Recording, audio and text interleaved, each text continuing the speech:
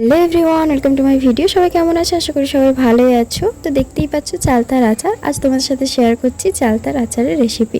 তো তার জন্য প্রথমেই আমি এখানে 3টে মতো চালতা নিয়ে নিয়েছি। তারপর চালতাগুলোকে এরকম লম্বা লম্বা করে কেটে পরিষ্কার করে ধুয়ে নিয়েছি। তারপর এটাকে জলে সেদ্ধ করে নিয়েছিলাম একটু নুন হলুদ দিয়ে। আর এদিকে একটা মশলা বানিয়ে নিচ্ছিলাম। তার জন্য কয়েকটা শুকনো লঙ্কা, তেজপাতা আর কিছু গোটা মশলা নিয়েছি। তার মধ্যে ধনে, জিরে, কালো সর্ষে আর মৌরি সব কিছু ভালো করে ড্রাই রোস্ট করে এভাবে গুঁড়ো করে নিয়েছি। তারপর সে সেদ্ধ করা চালতাগুলোকে এভাবে একটু থেতো করে নিচ্ছিলাম। এরপর কড়াই গরম করে তার মধ্যে পরিমাণ মতো তেল দিয়ে দিয়েছি। তার মধ্যে দুটো শুকনো লঙ্কা, তেজপাতা আর কিছুটা পরিমাণ পাঁচফোড়ন দিয়েছি। তারপর ওগুলোকে হালকা করে ভেজে নিয়ে সেই থেতো করে রাখা চালতাগুলোকে তুলে কিছুক্ষণ নাড়াচাড়া করে ভালোভাবে মিশিয়ে নিয়েছি। তারপর ওর মধ্যে আমি গুড় ব্যবহার করেছি। আমি এখানে আখের গুড় নিয়েছি পরিমাণ মতো। এই জায়গায় গুড়ের বদলে চিনিও ব্যবহার করা যেতে পারে। আমার কাছে গুড় ছিল তাই আমি গুড় দিয়েই বানিয়েছি।